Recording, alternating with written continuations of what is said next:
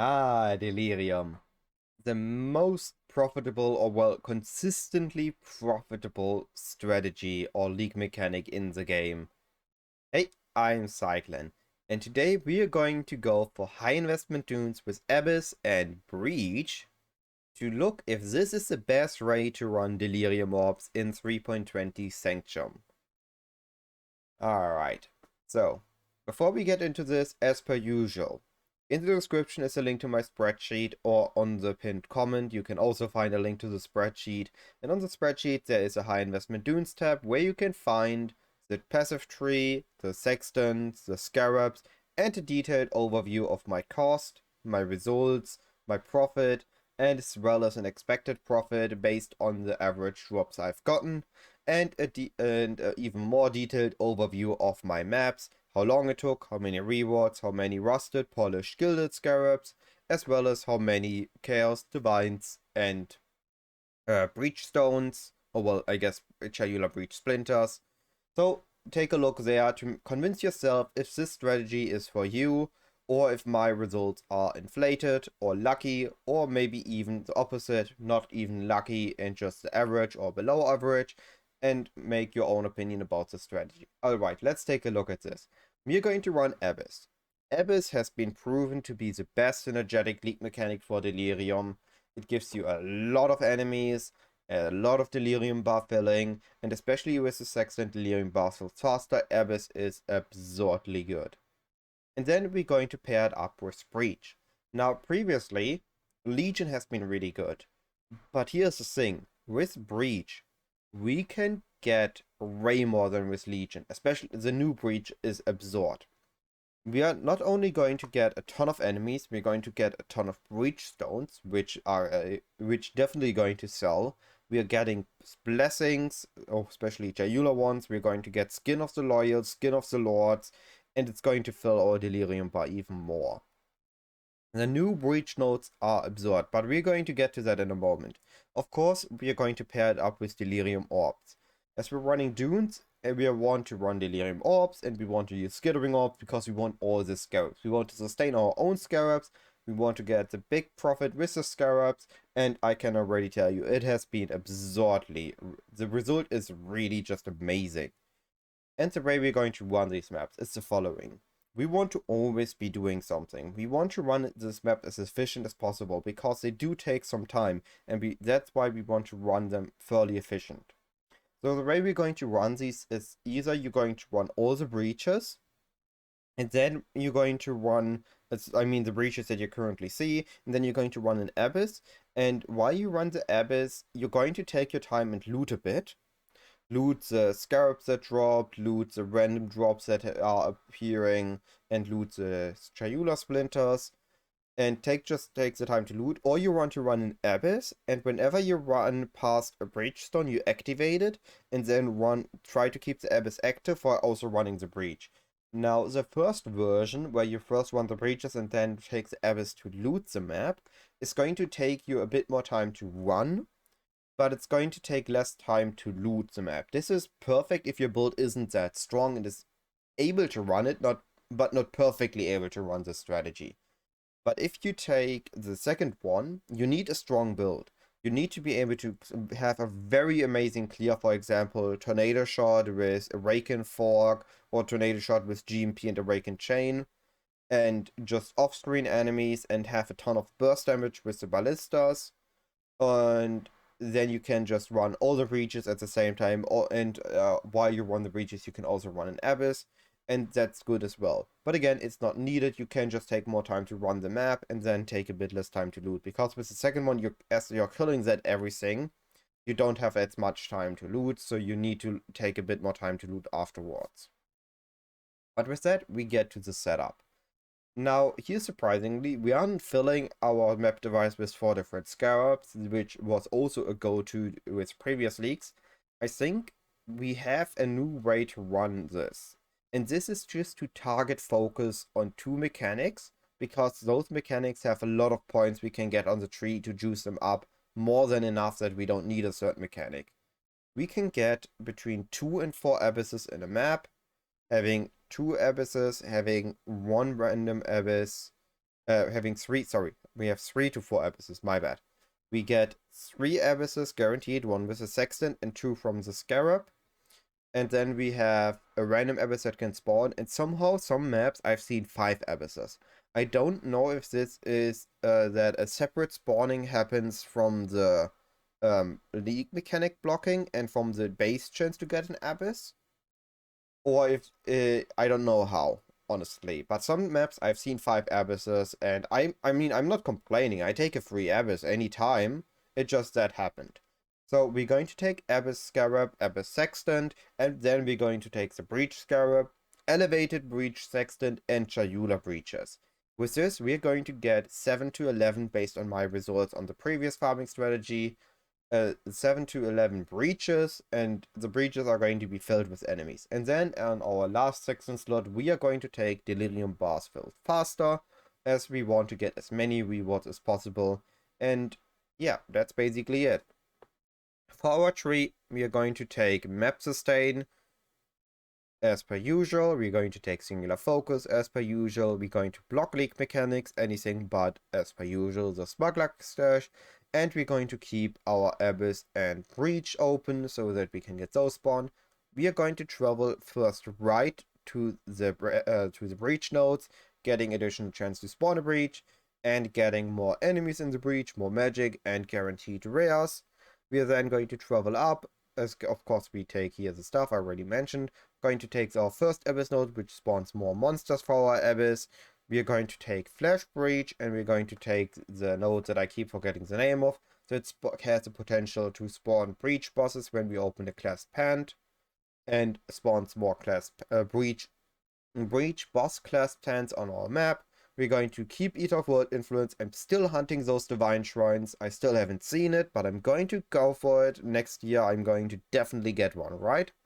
And then on the all rest of the tree, we're going to take the duplicated bosses, duplicate Chayulas, double splinters from bosses, so we can get if we find Chayulas and we can kill them, that's 40 Chayula splinters guaranteed. And then there's even the potential with Breach Stones from this node that just spawns Breach bosses. And I have to say, the first 4 maps, I haven't even run this. I haven't run those 4 nodes, and it was the worst decision.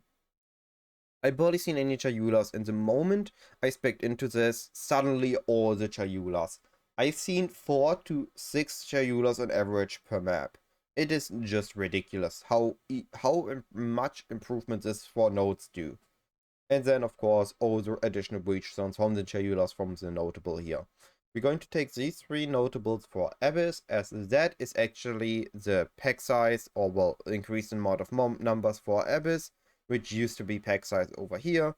And then we're going to finish up our tree with more Eater of World altars, more more density of our breaches, as well as the chance to drop Skin of the Loyals and blessings from the breach enemies. And then the big Abyss Snake, or Abyss? I don't know how to call this. It's not really a real anymore. It's so worth it. Abyss with these nodes, it spawns so many enemies. It is ridiculously good. And then finish the tree with the more reward scaling with the small nodes, as well as getting an additional reward when we kill the map boss, and spend the rest of our points on the roof of the map to increase the effect of modifiers and get more juice out of it. As the maps, we want to roll those with Chisel, Alk, and then check the maps to be 80 and more quantity, and then try to skip mods that aren't good for your build. For example, in my case, I skipped maps that had hexproof enemies, that had reduced curse effect on enemies, or reduced aura effect on myself, as aura effect is the way and the curse are the way main multipliers for my damage. I didn't want to lose out on those. But of course, you can run your maps the way you want them. And finally, we get to the last part. We want to use skittering Delirium Orbs on our maps. In my case, I use 60, but here comes the amazing part. There is scalability in this. You could use 60% Delirium and have the baseline of amazing profit. You could take 80% Delirium and get even more profit, or you could take 100% Delirium and get the maximum amount of profit from Breach, from Breach, Abyss, and Delirium, or with the Delirium Scarabs. But that's again a bit grabbing ahead. Let's take a look at the cost. Now, this is a high investment strategy. We are spending 24.4 divines on this. Most of the cost is actually the Delirium Orbs. They are the main cost source, as the rest of it is like we spend 4.1 divines on breaches, which is going to be more than worth it, and we're going to spend about 450 chaos on Abyss. You're just getting the Abyss Sextant, which is worth nothing, and then the Abyss Scarab, which is worth a bit, but definitely worth it. And then we just have our strategy already. The Delirium Orbs, a few Sextant, and we're good to go. And already, this is absurd. We spend about 125 chaos per map. And the gains? Well, take a look yourself. We are looking at a gain of 59.7 divines. This is ridiculous. The result is our profit is 35 divines. I have no idea how to phrase this otherwise. This is amazing results. This is absurd profit. We are looking at about 5.5 divines an hour if it takes you about 8 minutes per map. And again, if your build is stronger than mine, I took 8 minutes, 7 minutes of running, 1 minute of looting. If you can take less time to run the maps, and you can run all maps an hour, and you use more Delirium Orbs, there's just... the result's going to be even more insane. Now, of course, you could say 5.5 divines an hour isn't that much for a high investment strategy, but keep in mind that this number is going to be very, very consistent, and again, can be scaled upwards. If you're, for example, hunting apothecaries, which is another very good high investment strategy, you get potentially up to 10 divines an hour profit, but that is only if you get the apothecary drop. If you don't get the apothecary drop, it is going to be about only 3 to 4 divines. But this is going to be consistently 5.5 divines profit with, I would say, bad luck. I got a few divines, I've got only a very few skin of the Loyals and a few skin of the Lords, and they haven't been as great as last time, with the exception of one we're going to take a look later. And I haven't gotten that good of notable drops. I gotten one in power and one the immortal. So overall, I would say my result is on the low end of the possible profit of the strategy. But yeah, I think there's a lot of potential here, and I've barely scratched the tip of the iceberg, or however that wording goes. But let's take a more detailed look. We spent 19.3 divines on our Delirium, on our Abyss, and we've made, just with one quick bulk sell, 39.6 divines. That is double it. And again, that's with 60% Delirium. We made 20 divines profit with just the skittering Delirium Orbs. No notable drops, no breach, just 20 divines from the Delirium already. Of course, it takes time to run and loot this, and it's definitely a very rippy, a very difficult strategy, especially if you juice your maps up. But it's super quick to sell this in bulk, or you can take your time and slow sell this to get even better profit. To get the bulk prices yourself, it is definitely worth to do it this way, and that's a good thing because, as mentioned, we pair this up with Breach. So we take our time to sell the Breach Stones anyway, so we can take our time to sell the Scarabs as well. And that puts us to the Breach. We spent 4.1 divines in Breach. We got 7 divines in Breach Stones, which is already good. And then there are the other lucky Breach drops, or well, not lucky, some not so lucky Breach drops, another 2.8 divines. And look at this. That is a potential drop. You can get a 6 white socket Skin of the Loyal. Imagine if you can double corrupt this with like +4 for your skill. That is going to be an amazing result. If you can get it. But even just a 6 white, it's usable for any build. It's a better Tabula, honestly. I am really happy with the way Breach turned out for this. Breach has just been absorbed, not just in the filling of the Delirium bars, but also on itself. Is a really good strategy this league. But anyway, this gets us to my conclusion. 5.5 divines an hour as a baseline profit with again, in my opinion, bad results is really good. And again, there is so much potential. You can scale up to 100% Delirium, and on top of that, you can get a better build to run it faster. So if you get more scarabs from this and take less time, this could potentially be 8 to 9 divines an hour if the stars align and you get a decent amount of lucky drops. Of course, keep in mind, this is a number that I'm assuming here right now. I'm not going to guarantee 9 divines an hour. I'm not going to guarantee 8 divines an hour. But I think I can 90% guarantee 5.5 divines an hour consistently from running this strategy. And just as a final mentioning, the new breach is absurdly good for the Delirium. It spawns so many enemies and you get so many breach stones. It's just really good combined with Delirium. And then there's Abyss.